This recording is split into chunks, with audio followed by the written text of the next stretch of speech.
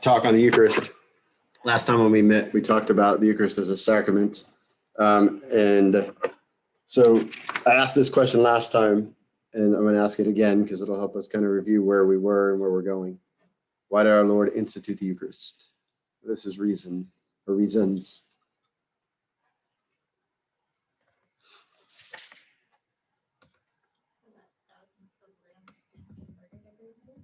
Okay, so I guess that could be the vegan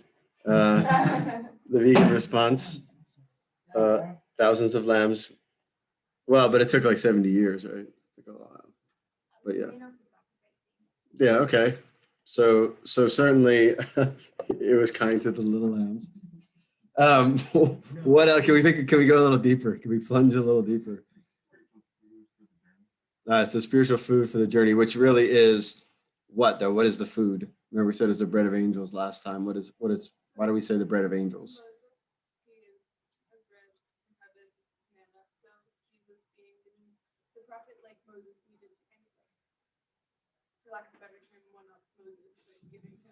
That's such a good way to put it, one up Moses. So remember that we talked about this at the beginning, always like everything Moses did was because Jesus was going to do it. Jesus didn't have to do anything, right? So everything that happens in history always comes back to the incarnation from one direction or the other, right?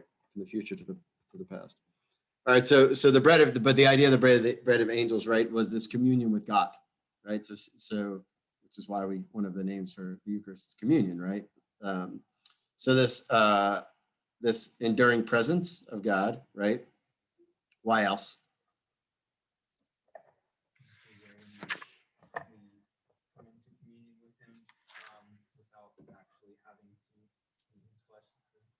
Way that he kind of decided to allow us to participate in himself. Okay, so it's adapted to us, to the way we, the manner in which we can receive him.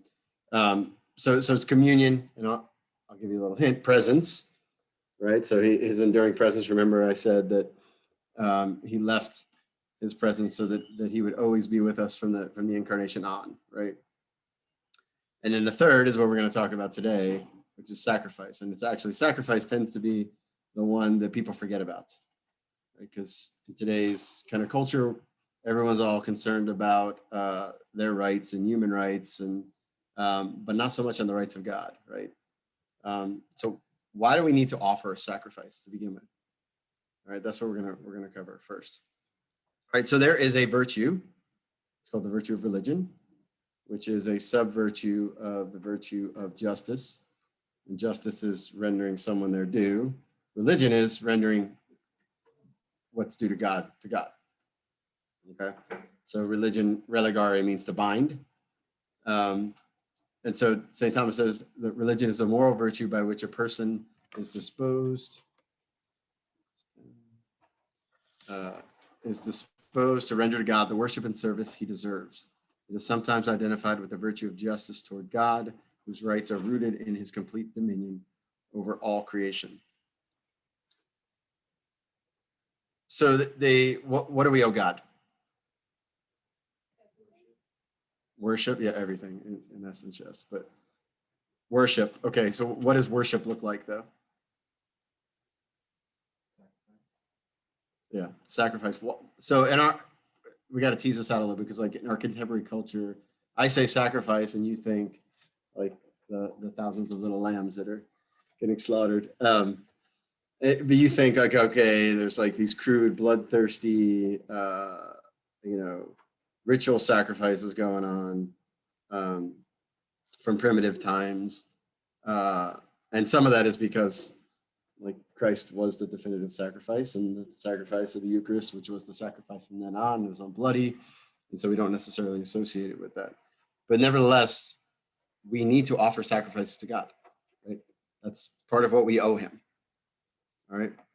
Yes, Megan.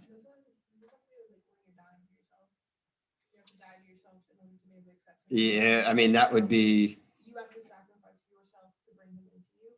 So it's your death that you give in a way. Yourself. Yes and no. So it is your death, but it's actually your death so that Christ can live in you, right? Yes. So it's, what were you going to say? Okay, go for it.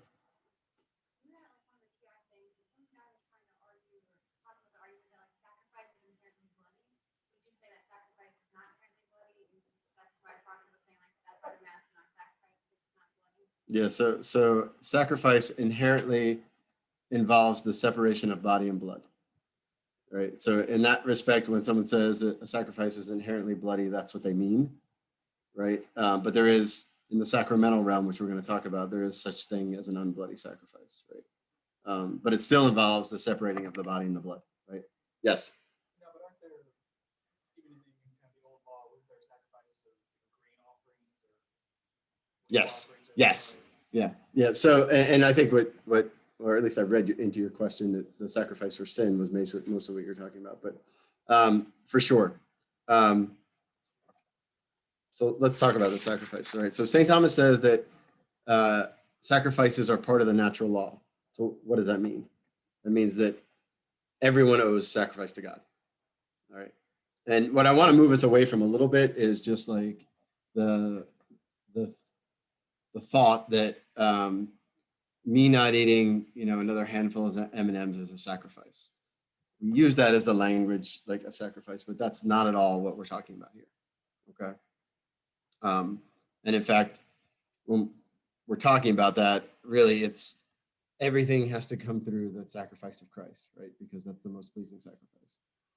All right. So St. Thomas says, at all times and among all nations, there's always been the offering of sacrifices, right? No matter where you go throughout history, there's always been the offering of sacrifices. Now that can get twisted up, but in some places it wasn't twisted up, right? So I mean, if you had it always would degrade out of this, but a natural religion, right, that worshiped God through human reason alone, and did it in a way that could still be pleasing to God, they would still sacrifice, okay, because it's part of the natural law. So everyone owes God a sacrifice. Why is that? Why do you owe God a sacrifice?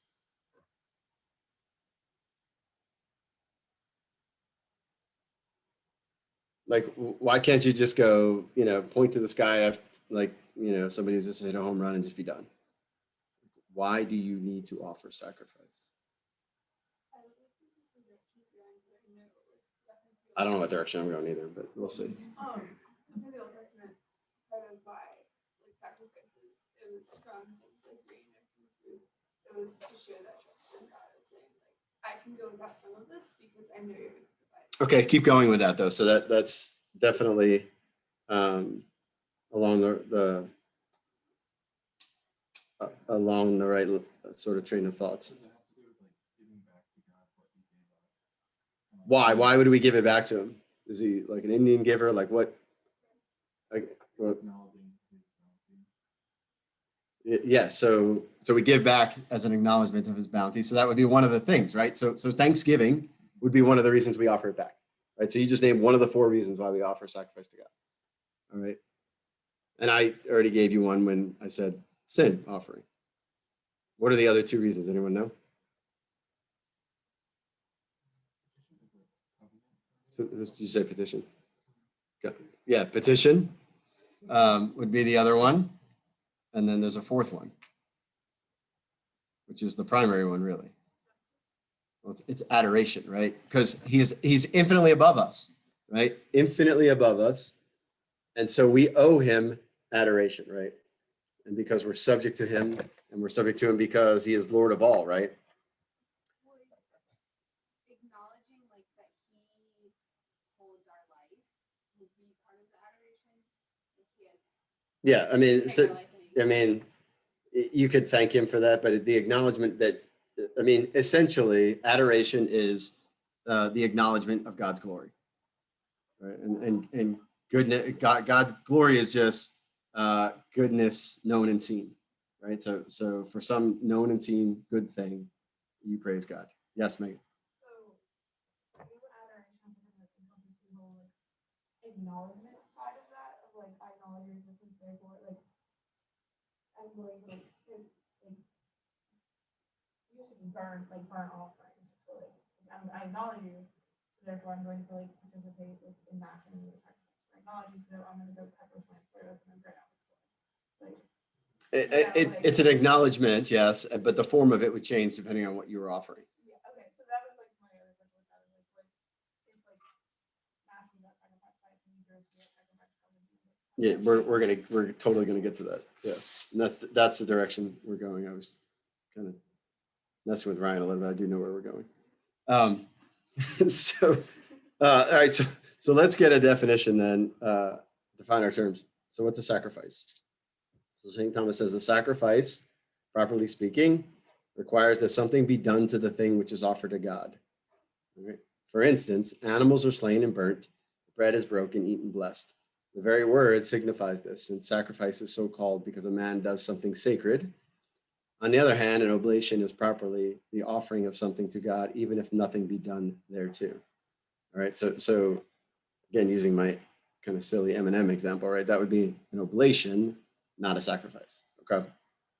On the other hand, an oblation is properly the offering of something to God, even if nothing be done thereto. Thus, we speak of offering money or bread at the altar, and yet nothing is done to them. Hence, every sacrifice and oblation, but not conversely. First fruits are oblations because they are offered to God according to Deuteronomy 26, but they are not a sacrifice because nothing sacred was done to them. All right, and so we're beginning to see, okay, sacrifice may have some. Who makes something sacred? God, right? And so we're starting to get a direction, like maybe sacrifices go up, maybe that's why we burn them, and then God gives us something back. There's an ascending part and a descending part, right? And I didn't say this, but it sort of goes without saying that we need tangible, visible sacrifices, because sort of along the lines of what Keegan said earlier, right? And that's sort of hidden and kind of weaved throughout this everything we're talking about, right? Right. So somehow, let me finish the quote and then we'll talk about it. Tithes, however, are neither a sacrifice nor an oblation, properly speaking, because they're not offered immediately to God, but to the ministers of divine worship. Okay. So something happens to the thing that's sacrificed, right? Something happens to it.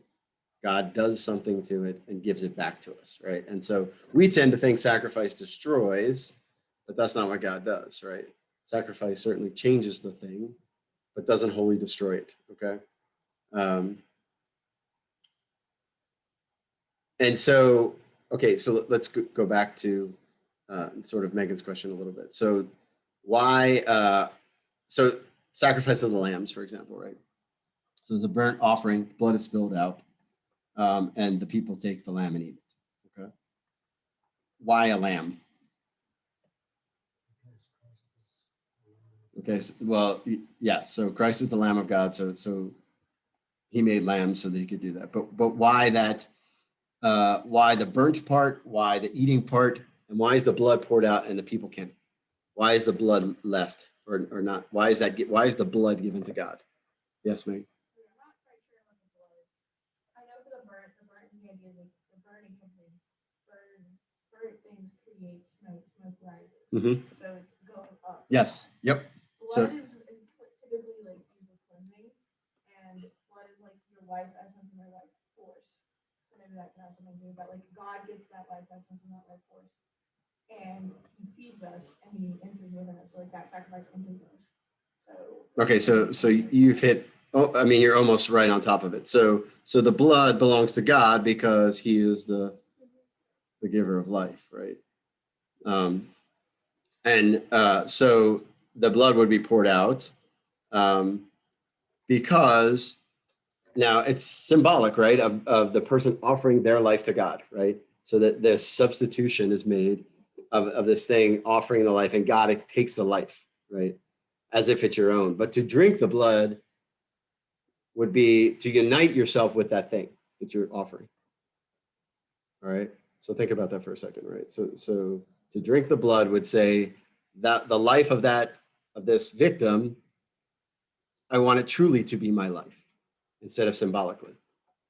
Okay. Right. So you can see why the Jews weren't allowed to drink the blood, right?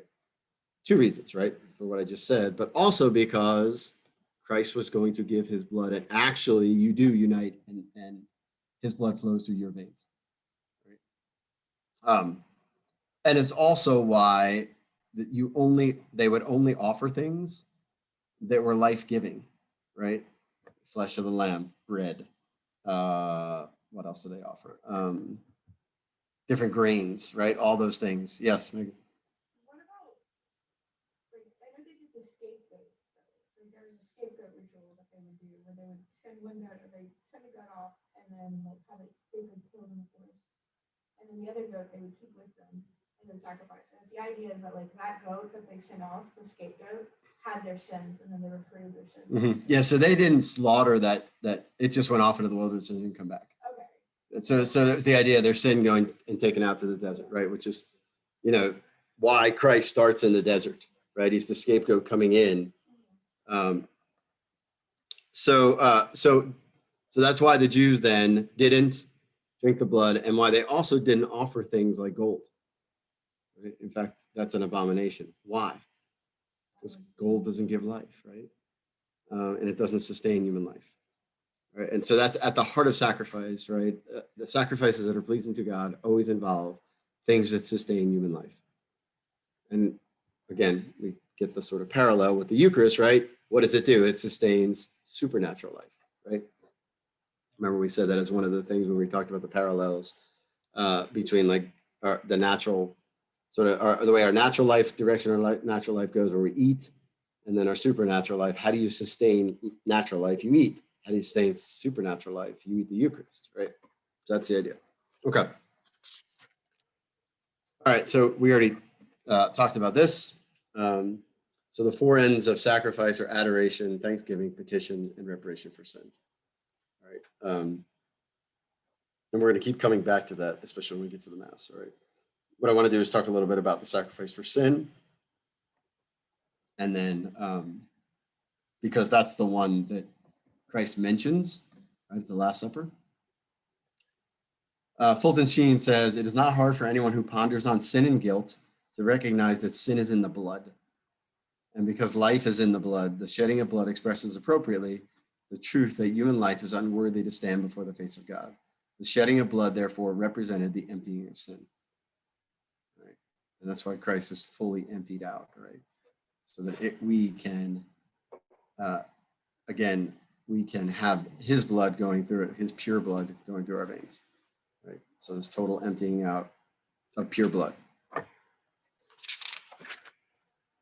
All right, so I already talked about a little bit about the directions, right, of the sacrifice, up and down. Like you offer a sacrifice, something actually goes up, and then you actually receive something back, right? And it tends to be, we grasp that, right? When we think sacrifice, we tend to grasp the idea that, okay, something goes up to God, but we sometimes forget that something returns. Until I talk about the Eucharist, then everyone thinks, oh, I'm getting this, not I'm giving this, right?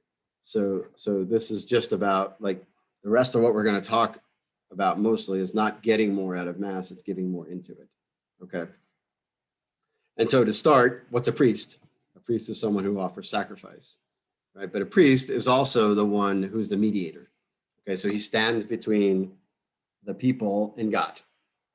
And so a sacrifice or priesthood always implies a sacrifice, right? If you remove sacrifice, there's no need for priests, right? That's why we call Protestant ministers preachers instead of priests, right? Because they don't offer a sacrifice, right? And if they do call themselves priests, it doesn't really make sense because you're not offering a sacrifice, right? At the heart of being a priest is a sacrifice, all right? So those two things are sort of intrinsically linked, okay? And then the priest stands between the people and God. So you could see how Christ in the incarnation is the perfect priest, right? He literally stands between God and man, right? Fully God, fully man. And so the ascending part is always to give gifts to God, sacrifices, everything, right? And then the descending part is what God then returns back to us. And so the book of Hebrews, which is really, if you want to sort of grasp, and we'll talk more about this when we talk about holy orders, the priesthood of Jesus Christ, and really, if you want to understand why the church is Catholic and should be Catholic, and why Jesus wanted priests, we'll read the book of Hebrews, right? And so essentially what book of Hebrews is talking about is the new priesthood that Christ instituted and then his sacrifice, which is the Eucharist. Okay. It says, for every high priest chosen from among men is appointed to act on behalf of men in relation to God, to offer gifts and sacrifices for sins. Okay, so there's a need, obviously, everyone gets this, even in the sort of the natural religions, for the priest to be consecrated in some way, right? Because what he's going to give to God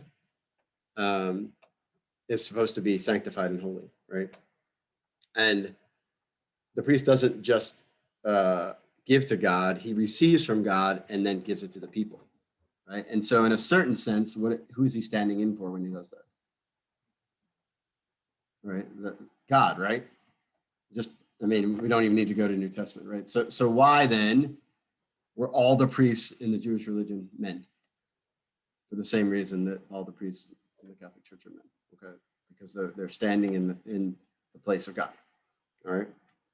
And so he's uniting himself with God. All right, does that make sense? All right, so yes, Megan. Sorry, this is more of a question. I was having a conversation with someone and they asked me, does that insinuate that God has to be a man then? And so what implications does that give to it?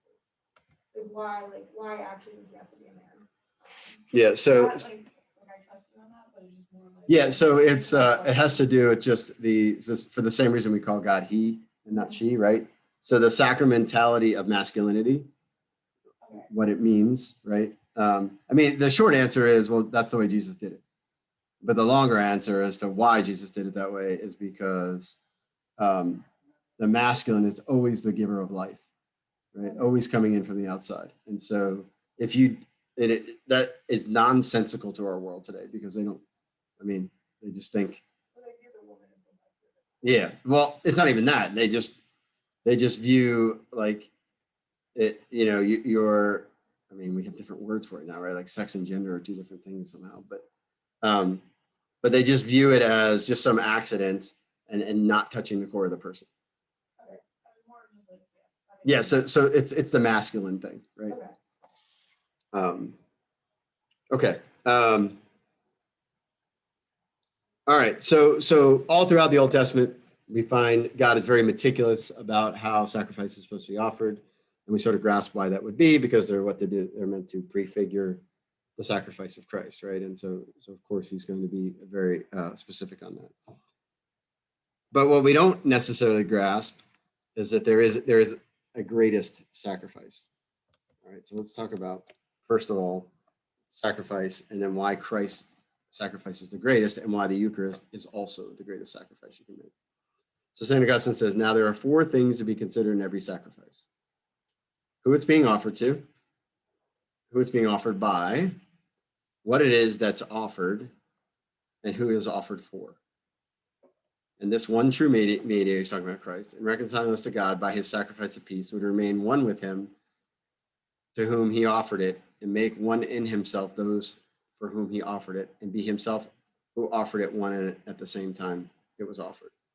All right, so the value of the sacrifice of Calvary comes from what? Well, so of those four things, right? Like who it's offered to,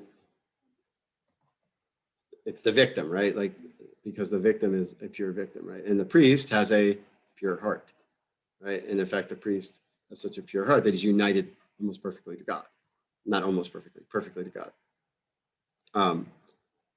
And so the dignity of the victim starts, like what you offer to God is the biggest part, right? Like the biggest, most important thing, right? So if, like, just think about, I run over someone's dog, right? And I hand them an apple back, right? As my sacrifice, right? That doesn't really cover it, right? What if I run over their dog and I hand them, a big gold block, right? Well, that's more than enough, right? So there has to be some sort of proportionality for it to be pleasing. Yes, Connor. So the question about the sacrifice or offering the actual act of offering the sacrifice. I think I remember hearing someone at one point draw a distinction between, so in the Old Testament, you would offer sacrifice, especially like you say a animal sacrifice, maybe offering would involve, if not actually be like the killing I think when someone's talking about Christ's sacrifice, they seem to make a distinction between, like Christ wasn't killing himself, I guess, is to say, like as a sacrifice. He was, or was he? Like, is there something else in terms of the offering that is not just actual death? No, I mean, so it's not. No, he's not killing himself, right? So it's he's offering himself. That's the difference, right? So he's offering himself, but somebody else does the slaying, right? Yeah. All right. So the dignity of the victim is the first thing, right? So what you offer is the most important thing. Yes. Lizzie. Can you distinguish who it is offered to and who it is offered for? Yes. So who it is offered to is God the Father, right? In a certain sense, the entire all three persons of the Trinity, right? But it's offered for who? What are the words of consecration? Think about it. For the many, right? Yeah. Right. So Okay, that's what I was thinking. I just wanted to. yeah, that's why the words of consecration are so important, right? Like because it's literally like it's saying here's what I'm doing, and here's the offering I'm making for. Here's why I'm offering it. And here's who I'm offering it for, right? So he does all of those things all in that one, right? Yes. This is like another phrase for offered for, like on behalf of. Yeah, I mean, so it doesn't. It's not necessarily like on someone's behalf. It's just for them, right? So it isn't because I can never make that sacrifice that Christ made, right? That's the problem, right? It's like an infinite debt that only God can pay Himself, right? And so He's not sort of doing it for me. I mean, in my place, but it's pure gift. Like He's, and we've used the example before of like He's giving me this like divine like currency now that I couldn't get a handle on, but he gives it to me now, and I can now pay my debts. All right, does that make sense?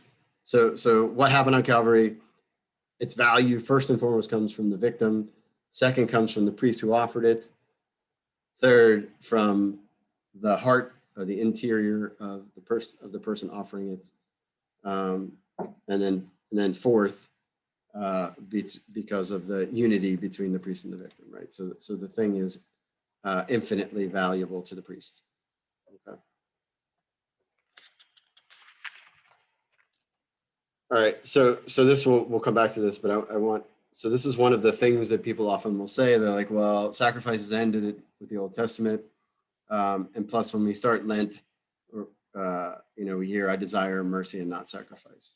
Why does God desire mercy and not sacrifice? What does that mean? Because you could easily, if you read this out of context, right, you could easily turn around and go, well, see, we don't need to do sacrifices. Well, I would say that one sacrifice is extremely merciful, right? Yeah. Isn't that just to know, like he's asking for like the sacrifice that we do at Mass, not just for any like. Yes. He doesn't want a goat. He doesn't want a sheep. He wants that. Yeah, and it's to remember though that the reason why, like in that, I think it's from the book of Joel, in that passage, God's kind of berating them for just going through the motions, right? And because their heart's not in it, right? But was Christ's heart in it? Yeah, right. Like so much so that it was pierced, and so that's why it's that perfect sacrifice. He's going to give that sacrifice to us, right? Because it's not just his sacrifice; it's the church's sacrifice, right? Because we still have to offer sacrifices, right? That's what we started from the beginning. That's what we're talking about. Yes, sir.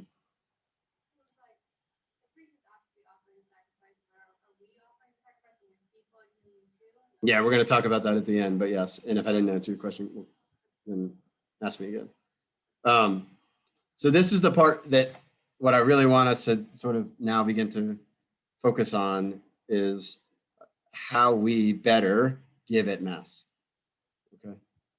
I think we did last week or last time. We talked more about receiving, but I want to talk a lot about giving, like what we're supposed to give. All right.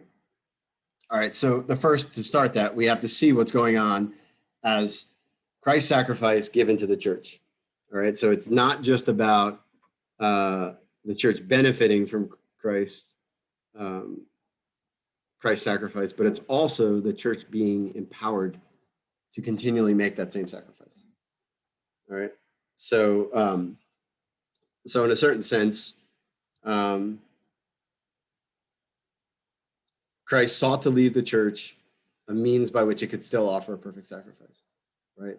And so now, when you offer the Mass, you're offering to God a perfect sacrifice, right? This is why the Mass is the most important thing you will do any day that you go. Not even close, right? Not even close. Okay, and that is really important for us to grasp, because you can be as busy as all get out, doing all these things for God, but the most pleasing thing to him is the Mass. Okay. All right. And I mean, that's kind of, when we can go to daily Mass, that's probably what we should do. Nothing is more pleasing. Okay. All right. We'll just keep going a little deeper. All right. So here's what I want to do. What I want to do first is kind of juxtapose the Calvary with what happened in the upper room. All right. And because just as Catholics, we need to sort of understand the connection between the two, be able to defend them a little bit, but to then understand that they're in a certain respect, they're distinct events, right? Even though they're linked. All right. So first question, and I think we've gone over this before, and if we have, we can go pretty quickly. So Jesus is crucified. All right. How does anyone know that's a sacrifice? So when the Romans or the Jews looked on him on the cross, how did they know it was a sacrifice? They didn't, right? The answer is they didn't. How would they know? Like, it's just a criminal being hung on a tree, right? And in fact, we wouldn't know either, nor would the apostles, or I guess the apostles wouldn't know, nor would we, if it wasn't for what he said, right? And what did he say the night before? Yeah, he told the apostles, he pointed to, he said, this is what all of this that's about to happen actually means. All right.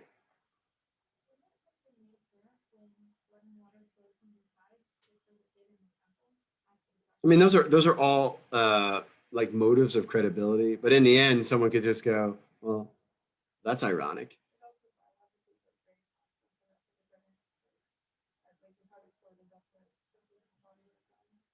Well, yeah, I don't think there's any. Yeah, I don't think there's any. Like, I don't think that part is miraculous in any way. But the symbolic nature of it is, right? Yep. Yeah, I mean, yeah, like I think we may have talked about it last time about how John says, well, like, okay, I swear, like he's standing here, I was like, I swear that happened, the blood and water coming out. The other stuff, isn't near as important as this thing, because he's like, I witnessed that thing.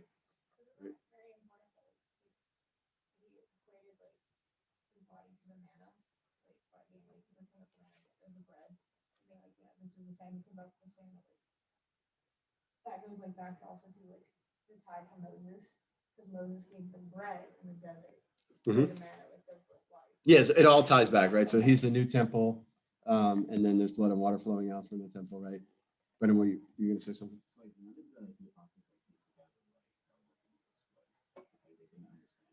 Oh, that night they knew exactly. Like, yeah. I mean, they're.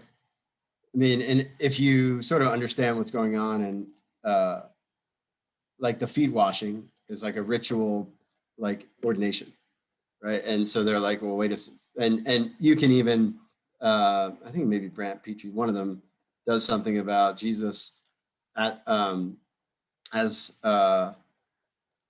Caesarea Philippi is actually ordaining or telling Peter that he's going to be the new high priest, because he goes to this place where they, the pagans had their high priests, and so anyway, yeah. So they had a full understanding what he was doing, and what that made them do, right? Because what does he say? Like, he washes their feet and he says, now you have to do this, and that's not to take the second interpretation away from it. It's both. But first and foremost, that cleaning is a ritual cleaning that, if you go back to the book of Leviticus, and you look and see what happened to, or even Exodus, and you look and see what happened to Aaron and his sons, their feet are washed, right? And the rest of them are clean. And so when they become priests, they're like, okay, what are we offering? And he tells them. So yeah, I mean, again, not grasping the full import of it, but they do know, okay, this is we're priests now, and this is the sacrifice we're offering. All right, so this actually is a really good question to ask Protestants, right? When you're talking to them, to ask them, okay, well, you say Christ sacrificed on the cross. How do you know that was a sacrifice? And it becomes unintelligible if Christ doesn't call a shot, right? Very specifically, not like I'm going to die, like some other time. He says very specifically, right? And so what happens in the upper room is him instituting the Eucharist, right? And so that's a different event because that is in and of itself complete and total, right? Because what could the apostles have done the next day? Celebrated Mass, right? They could have celebrated Mass even if he wasn't dead, even if he was on the cross, even if he was in a prison somewhere, right? They could have still celebrated Mass. Now the whole concomitance, like we're going to talk about in a minute, would be different. But nevertheless, they were giving a complete and total event sacrifice, right? Okay, because he told them this is the new covenant in my blood. All right, so a covenant is made right there. Okay. All right, so here's what Pope Benedict says about interpreting the crucifixion. The interpretation of the Church of Christ's death on the cross in terms of the cult represents the inner presupposition of all Eucharistic theology. Trust me, that's what I just said, right? He's using big Pope Benedict words. An event that was in itself profane, the execution of a man by the most cruel and horrible method available, is described as a cosmic liturgy, a tearing open the closed up heavens as the act by which everything that hitherto been ultimately intended, which had been sought in vain by all forms of worship, now in the end actually comes about. All right. All right, and this is just kind of an authoritative statement saying exactly what I just said. That he might leave to his own beloved spouse the church a visible sacrifice, such as the nature of man requires. All right, so everything we just said.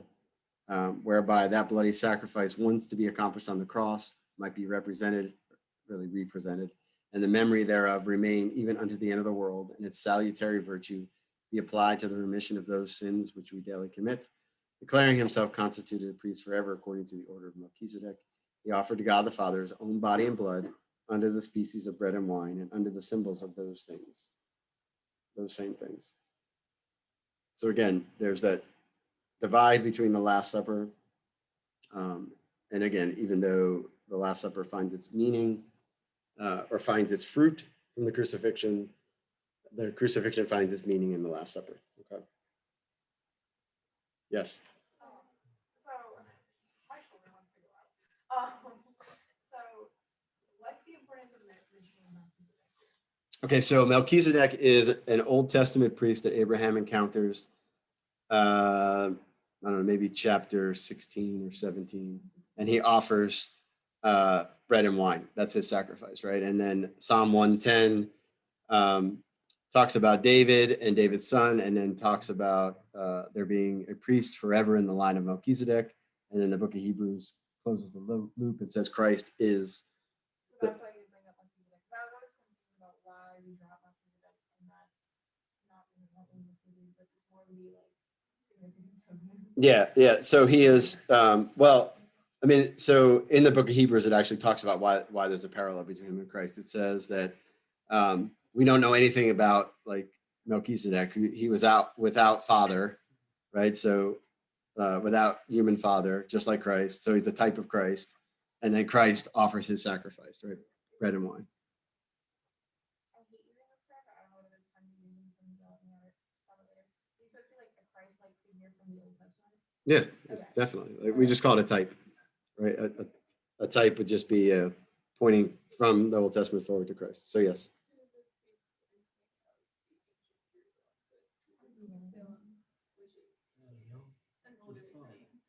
Yes. You say like he's like doesn't have any father, you just don't get his genealogy. Yeah, we don't know who he is. I mean, we don't know who he is. That's what Hebrews says.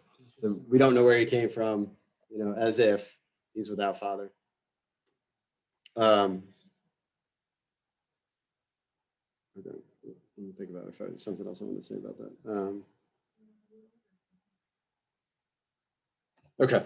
All right. So that order is important, right? So first the institution, then the sacrifice, then the commemoration. Okay. All right. So now let's pick apart. Again, this is more sort of for apologetics reasons, for us to sort of just understand the distinction and sort of the difference between the two sacrifices. In the two sacrifices, talking about Calvary and the sacrifice of Mass, there's one and the same victim, one and the same priest. All right. So why is it the same sacrifice?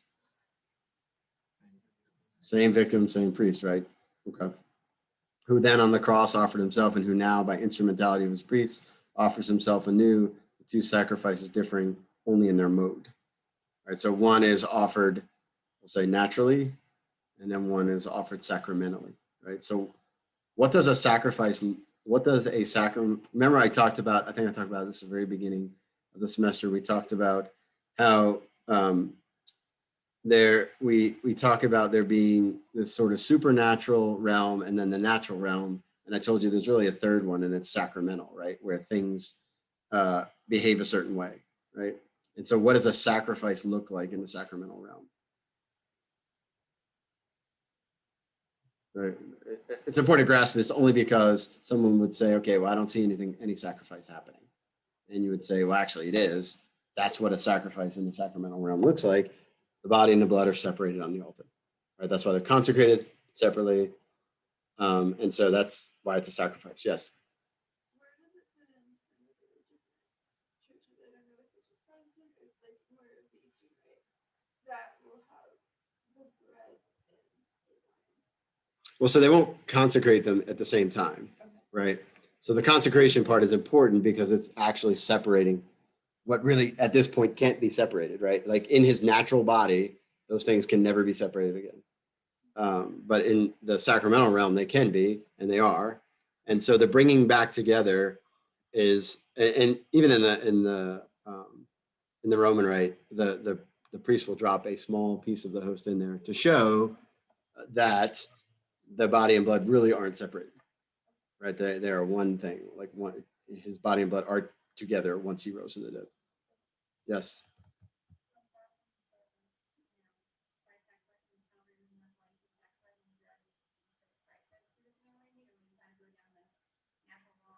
Well, yeah, I mean, I think I would go all those directions all at once because you want to draw them.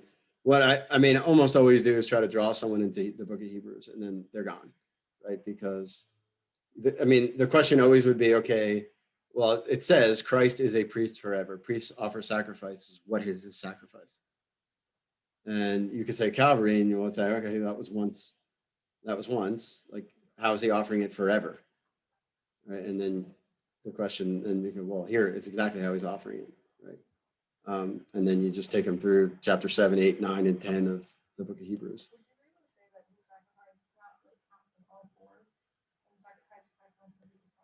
Mm-hmm. Why we don't need a multiplicity of them, exactly. Yeah. Okay. Yeah, and we're going to talk about that because that's one of the ways you put more into the Mass.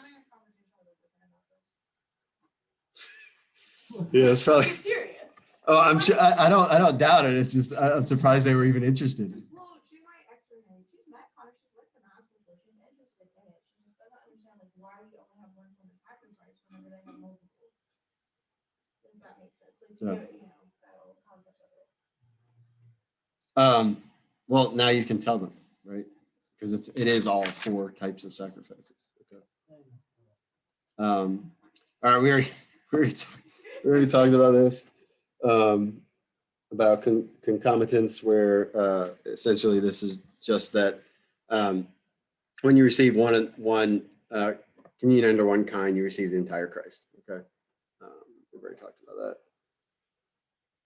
I think we already talked a little bit about this too, but let's. This will help draw us back to where I want to go. So Cain and Abel, right? Cain offers a sacrifice, and Abel offers a sacrifice, and God rejects one and keeps the other. Why? Why does he do that? Yes, Connor.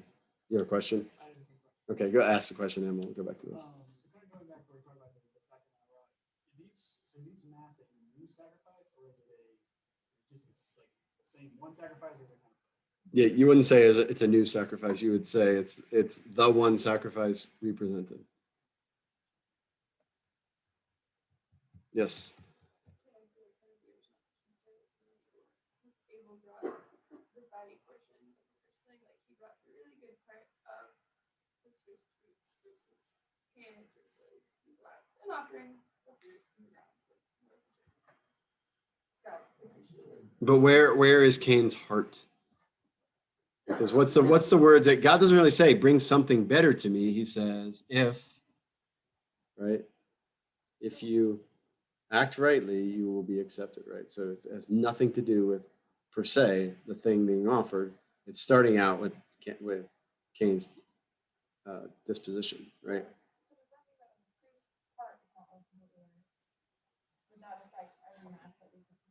No, see, here's the beauty of it, right? This is where I was going with this, right? Is that whose heart is offering the mass? Right? So now we actually have access to something, the perfect sacrifice every single time. Right? That's the key to all of this, right? And so that what flows out of my hands and flows back into my heart certainly depends on my disposition, but it's no less pleasing to God, right? Because it's Christ who offers it. It's Christ who's the victim. It's Christ who's whose heart is revealed. All of those things, okay? And then we just have to conform ourselves to Christ. Just. So, if the priest's heart is not in it, we know Christ's heart's in it. We should, if we're in a state of grace, we should receive. If the words of consecration are messed up, then don't. Yeah, so that's more like a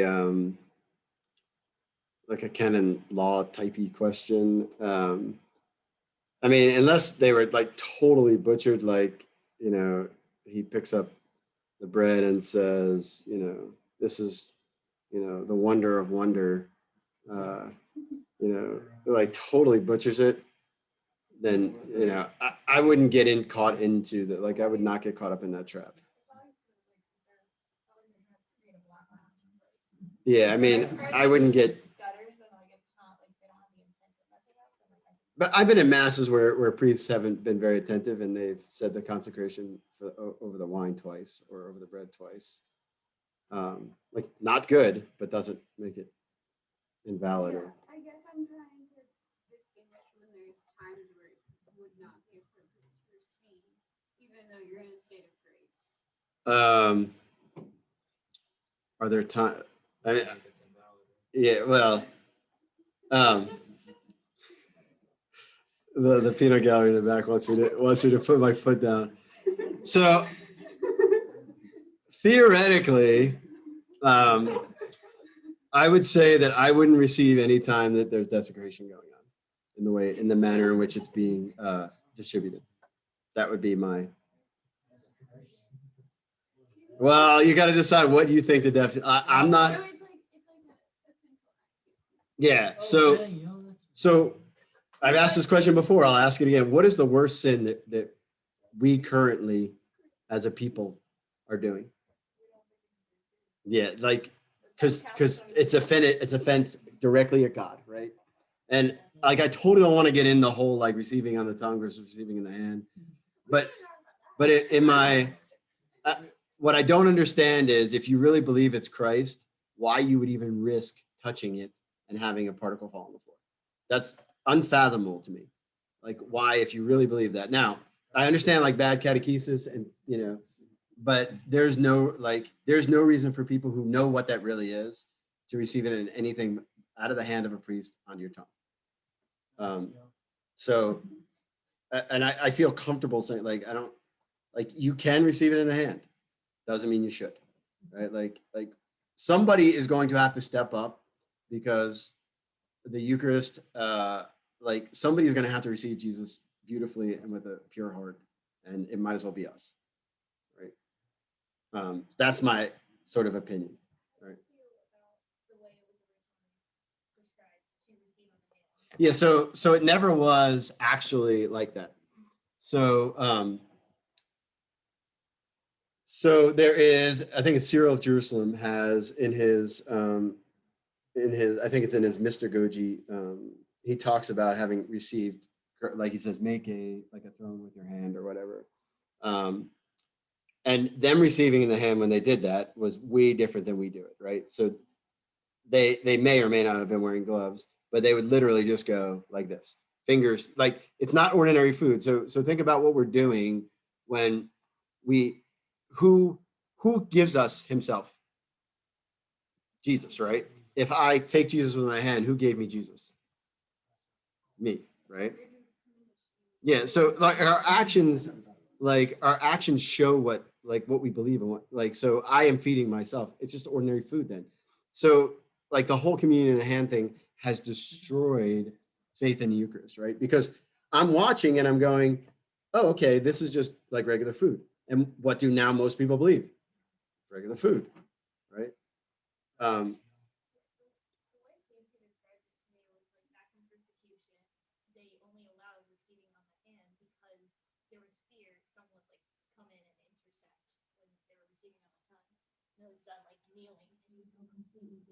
Yeah, I mean, I mean, there's definitely, there is definitely proof that at some point people were doing that. It would never really spread from the whole church, but once, see, here's the thing, right? So people will.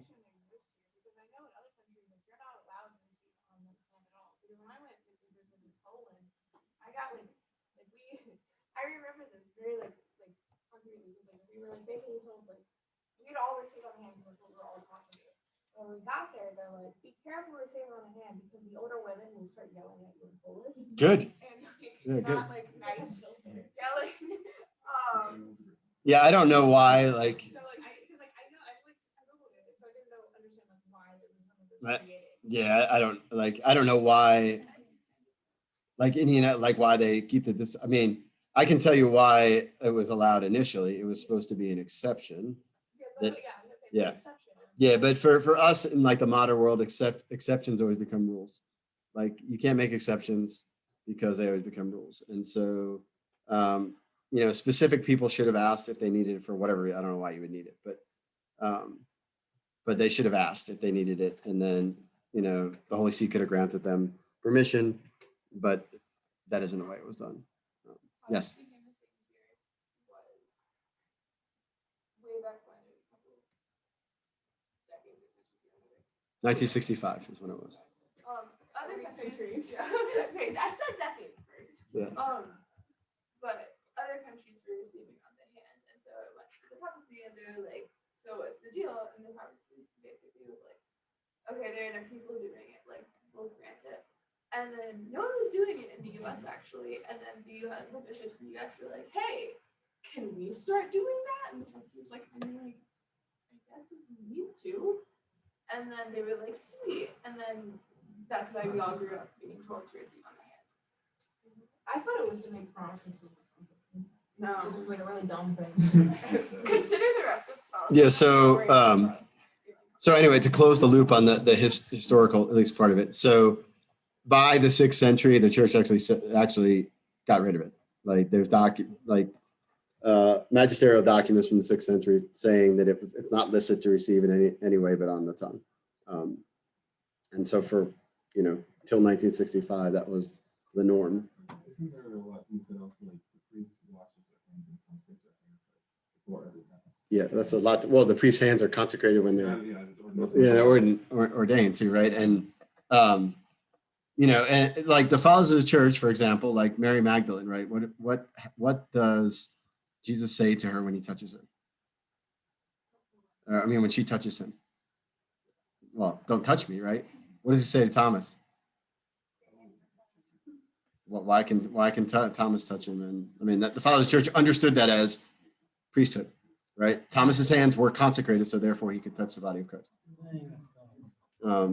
But again, that's not a popular interpretation today, but that's exactly what's going on, right? Good, man. I'm so happy you're here.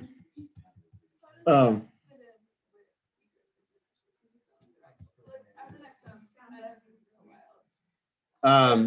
to begin with, of like to kind of not like there was a sort of blessing that we want. Yeah, so I again have an opinion on that maybe I don't know, maybe you're not gonna like. So I think it's abused because especially now, like it's not needed. The churches are half full. Like and again, it was meant to be an exception for things like a priest that's too infirm to come off the altar, a priest that's sick that doesn't want to distribute communion to other people. It was, I mean, literally that it's extraordinary for a reason, right? Like it's now ordinary. Like there's no, like I can't remember last time I was at a mass, maybe even at like a daily mass that wasn't a private mass that didn't have a Eucharistic minister. Like that's so unnecessary, right? You know, I just think that it just leads to like the more people that touch the body of Christ, like the more likely it is that it's going to end up somewhere, right? And not to mention, like most of the time, Eucharistic ministers, especially now, like when they're done, they just go hand gel, right? Like, well, what happened to the particles that were on your fingers, right? Yeah, I mean, yeah. Yeah, but I promise you are rare in that, right? So. Yeah, and so I would never tell anyone not to do it. I would just say that I think it's an abuse, and it only gets worse as time goes on.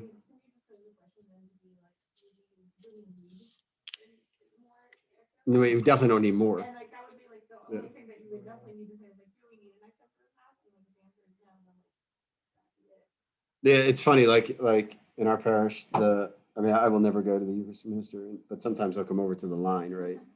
And so like I'll just like walk by them, and my wife was like, you know, she's like, I kind of feel bad for them standing there. I was like, look, you should walk by sticking your tongue out at them and making them feel really bad so they don't want to do it anymore. Like supply and demand, right? Like totally like, and I mean, I'm kidding, but I'm not, right? It's it has led to a whole like set of problems, right? That, you know, the more people that touch the Eucharist, the more things that can go wrong, right? All right. I'm going to blame Aaron and Connor for taking me down that. If I can get it back on track, what was my sacrifice? Oh, his heart. All right. So now totally off. All right. So how many of you have ever read this verse from Romans? I urge you, therefore, brothers, by the mercies of God, to offer your bodies as a living sacrifice, holy and pleasing to God, your spiritual worship. Do not conform yourselves to this age, but be transformed by the renewal of your mind, that you may discern what is the will of God and what is good and pleasing. Yeah, what is?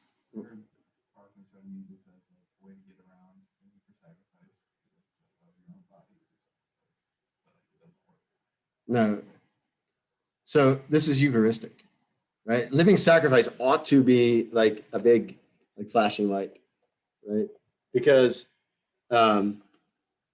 when you unite yourself with Christ, you unite yourself to the living sacrifice in the Mass, and it's holy and pleasing to God, your spiritual worship. Okay. So this is, first and foremost, is Eucharistic. All right. And so let's now talk about that. So remember way back when we talked about baptism, I said that we look at the characters we receive in baptism, confirmation, holy orders as badges, right? That deputize us and make us, give us certain powers to do things, right? And I said that when you're baptized, you're deputized to you become a priest, right? To make spiritual sacrifices. And so this is what St. Thomas is talking about. He says, in a sacramental character, Christ's faithful have a share in his priesthood.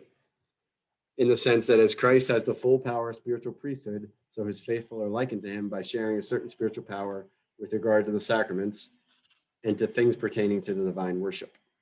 All right. And so what is St. Thomas talking about?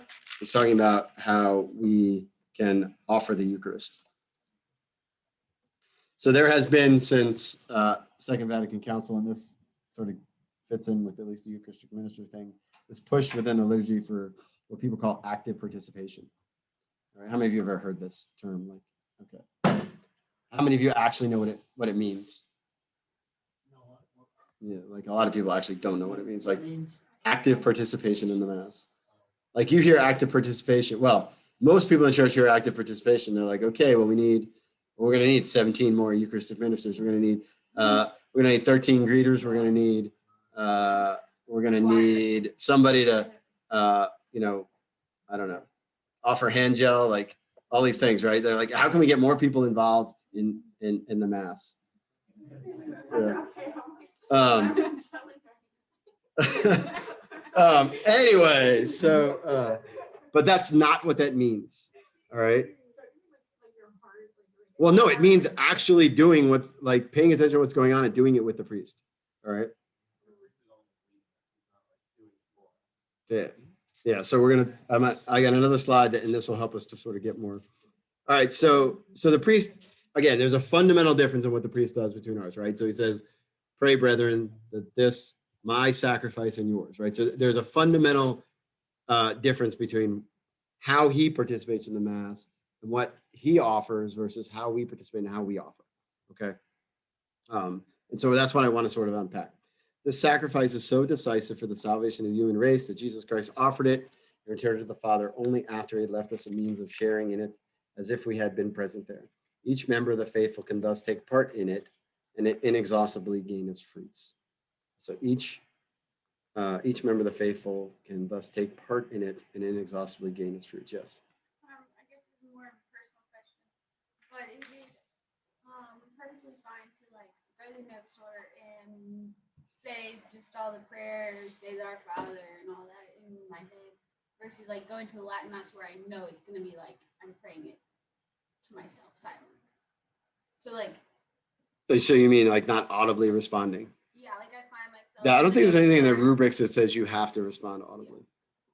I don't think. I've like been told before that like if it's like also too sometimes people will take pride and be like, oh, I'm gonna be louder or whatever, and like they can turn into a sin by like praying out loud like that for them. So I have like a friend who they don't pray out loud at Mass because of that, because they don't recommend them have to. So like they don't turn into like they can be humble doing it, but they have to pray it like quietly or like within their own mind. Yeah, I think the only danger to not doing it is that people around you may go, oh, I don't really feel like praying either, right? Because they can't tell. So that might be you can do it silently and moving your lips, right, to stay interior, but I think that's the only danger to doing it that way. But certainly if you're up in the front, that's daily Mass, probably not an issue, but I could certainly see that, someone. Yeah, so now we're going to talk about what active. It might be this. Hold on, let me see. All right, so one. Yes, Keegan. I would think that the bodily movement and actually using your voice was part of the participation. The bodily movement for sure. Like, so you can't like do your own thing. I don't know that. Like strictly speaking, whether you have to be audible or not, but yeah. But I don't see why you wouldn't. Like, but I understand what you're saying too. Like you're supposed to be praying the Mass, and if that keeps you praying the Mass, good. Yeah. Yeah, and unfortunately, no sort of Mass is not quiet. Like that's just the reality of it, and it moves pretty quickly. All right, so a couple more steps, and then we're going to talk about concretely how we do some of this stuff. All right, so Pope Pius XII in his Mediator Dei says all the faithful should be aware that to participate in the Eucharistic sacrifice is their chief duty and supreme dignity. So your chief duty is to participate in the Eucharistic sacrifice. and that not in an inert and negligent fashion, giving way to distractions and daydreaming, but with such earnestness and concentration that they may be united as closely as possible with the high priest, according to the apostle.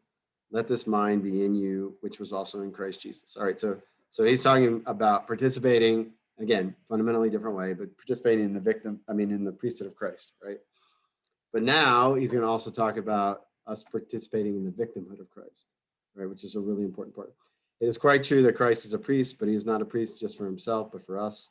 When in the name of the whole human race, he offers our prayers and releases homage to the eternal Father. He is also a victim, and for us, since he substitutes himself for sinful man.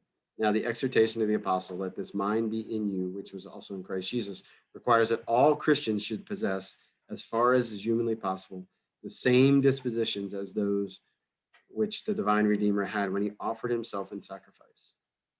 So stirring that up, making yourself a victim, right? Which is why the gifts are brought forward, by the symbolic sort of nature of the gift, of bringing the gifts meant to being brought forward, right? Because those are supposed to come from the people, right?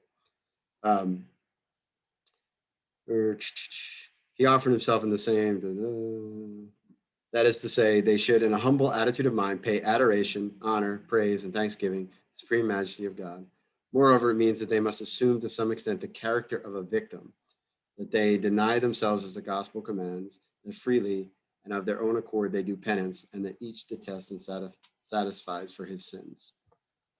All right, we're going to talk about how to do this in just a second. All right, so just concrete things. So each Mass has three fruits. There's the general fruit. So the Mass is said for the whole church. All right, and then there's the special fruit, which is applied to the benefit for those whom the Mass is offered for. So this Mass is offered for. And then we can also have personal fruit. So we can offer the Mass for someone. Okay, and I think I talked about this last time, how an unbelievably large amount of time I take a need to Mass, I offer Mass for it, God responds. It happens quite frequently, right? So be very intentional about it, right? When you and again, like this goes back to just being intentional about, you go to Mass saying, I offer this in adoration, and then tell God you adore him, tell him why you adore him. I offer this in thanksgiving, tell God why, what you're thanking him for very specifically. I offer this in reparation for my sin, confess your sins to God. I offer this for XYZ. Okay. Don't miss that opportunity, right? And I think I told you before, on the way to communion, very often what I'll do is, I'm having a real encounter with Christ. I just go to him and tell him what he needs to heal in me. And again, very often he responds really quickly. Okay. Yes, Keith.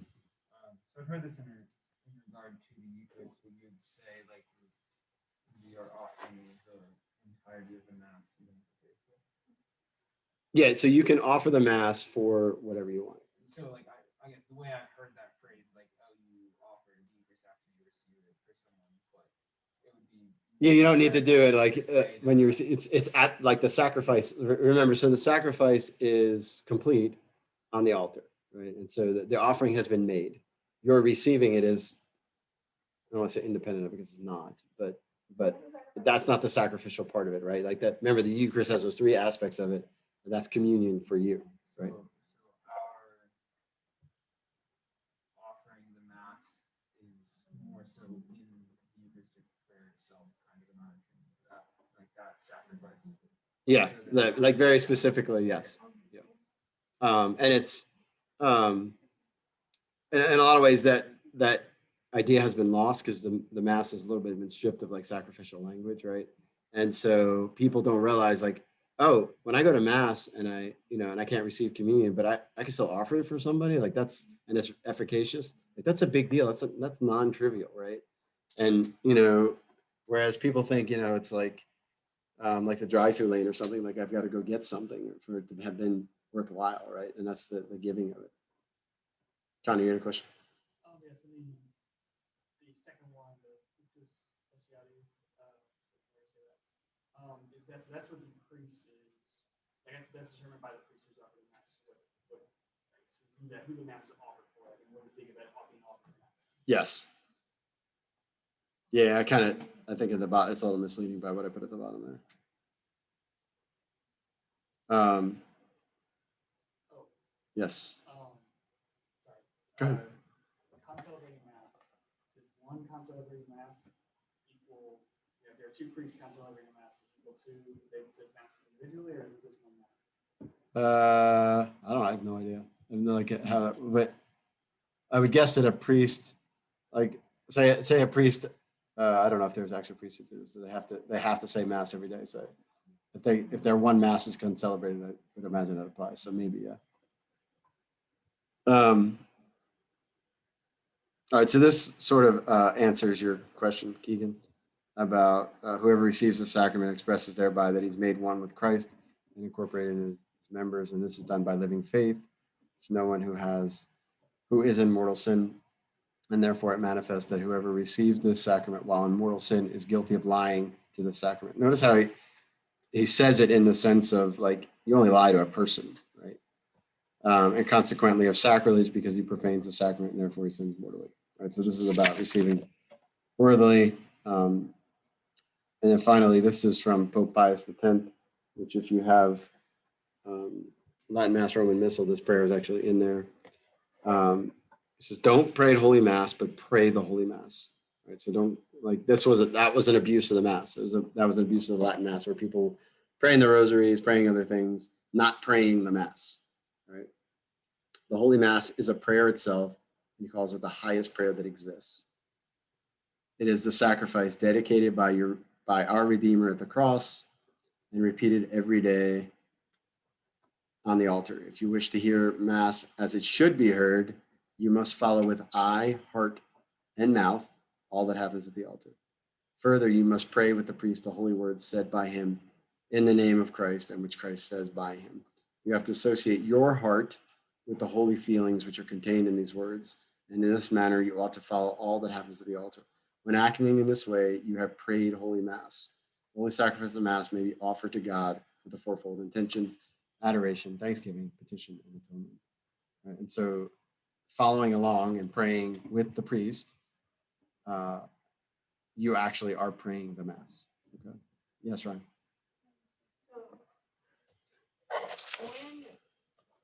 How does doing mass life work?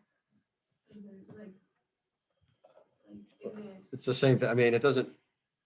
I mean, there's the limit is because of the danger of it becoming routine, right? so no, so let's look up like let's say you go to one mass, right? Mhm. You offer up the sacrifice for one person, and you go to a second mass, and you offer up can you like are they two separate entities? Oh yeah. Okay, Yeah. so it's not like it doesn't carry No, you don't get like one a day or No, you get like a one sacrifice. yeah. Day, No, you don't get, like, each every- Mass is like an independent entity in that way. Can you dedicate when you dedicate a mass?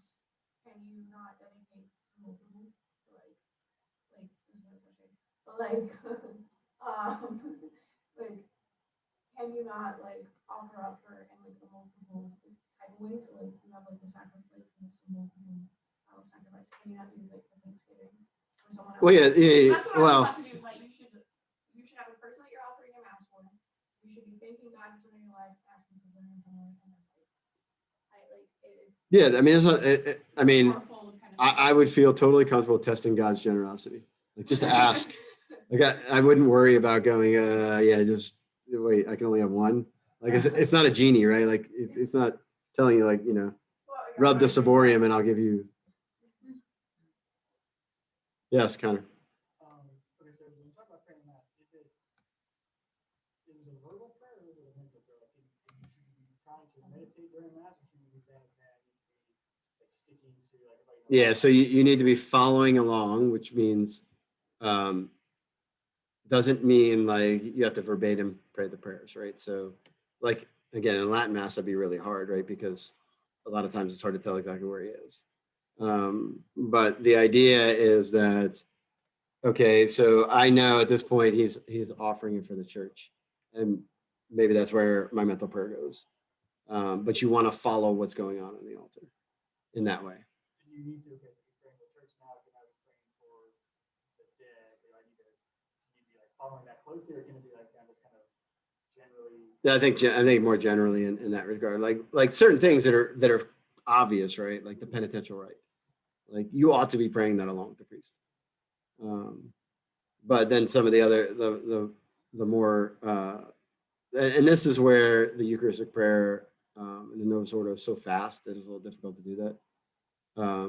So normally I will pick up on one and I'll make that my prayer, like one aspect of the Eucharistic prayer, and I'll pray through that.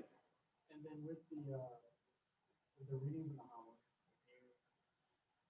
should you be like, again, maybe should you be paying attention to that, or do you say, okay, the first reading that counts, and I want to like pray on, I'm just gonna pray through that through the homily? Yeah, so the purpose of the homily, right, ought to be to stimulate your prayer.